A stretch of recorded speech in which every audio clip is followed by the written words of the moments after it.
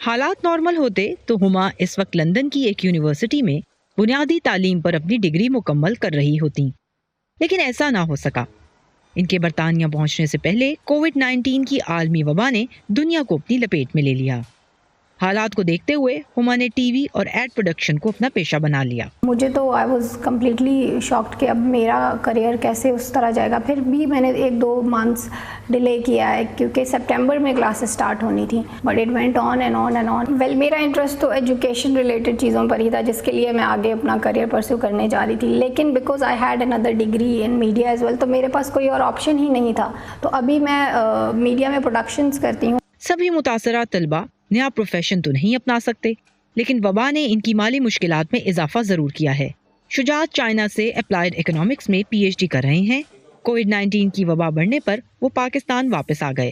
بہت سے ڈاکٹریٹ طلبہ کی طرح ان کو ملنے والا سرکاری وظیفہ بند ہے اور تعلیمی مستقبل غیر یقینی کا شکار ہے۔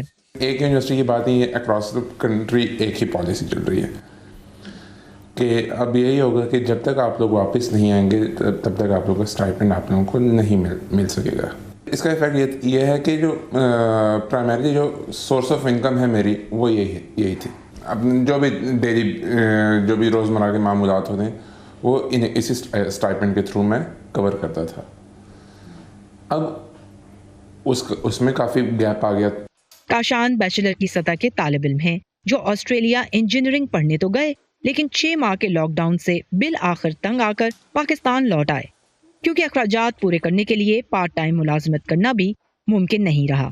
وہ اب آن لائن کلاسیں لیتے ہیں لیکن ان سے مطمئن نہیں۔ آن لائن میرے خیال سے تو کسی بھی قسم سے مطلب ورتھ اٹ نہیں کرتا، کیونکہ دیکھیں $thousands of یہاں سے ہم لگا کے باہر جاتے ہیں، تو اس کے بدلے اگر آن لائن لیکچرز ہمیں ملنے ہیں تو وہ تو فری کے بھی اویلیبل ہیں ٹاپ لیکچررز کے پوری دنیا سے۔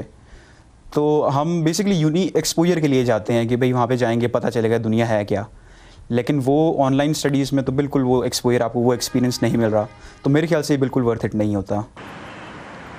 ہر طالب علم کی کہانی بظاہر مختلف ہے لیکن ایک قدر مشترک ہے اور وہ ہے غیر یقینی۔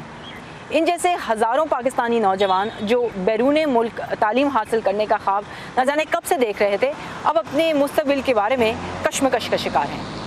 یہ تھی آرانیس، وائس آف امریکہ، اسلام آباد۔